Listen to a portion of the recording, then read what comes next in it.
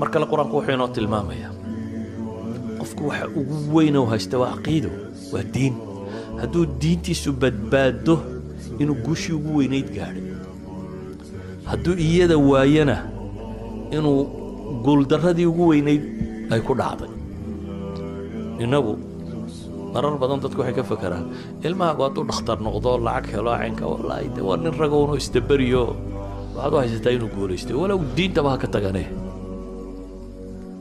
hadduu nin iska miskiin oo meelihiisa iska jooga laakiin diintiisa iskaga midana wallaahi de midna waa wadaad yaroo meelaha masaajiddu iska joogjoogaye waxa dhiba cidna kuma haya laakiin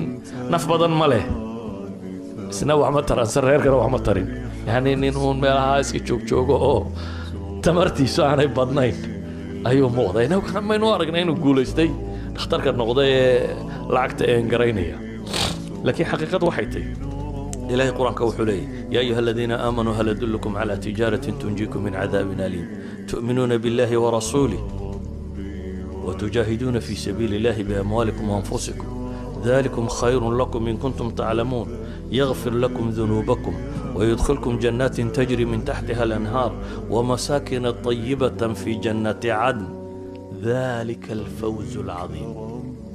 وأخرى تحبونها نصر من الله وفتح قريب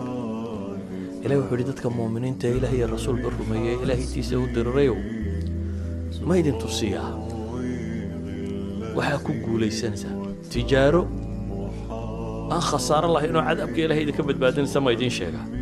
وهل يدين إيمانك قاتو إلهي الرسول بالرمية تا إلهي ودر الروكا محا أبا المرو ليدي حتى صايا شان أبا المركي نوامحي وأدن بيجي نولا دافو جنة إلهي إذن قليو قرية في عنو جنة اللي إذن كسيو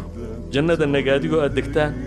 ذلك الفوز العظيم بإلهينا هداد ليبان وين ربطانا كاس بقى بإلهي الليبان توين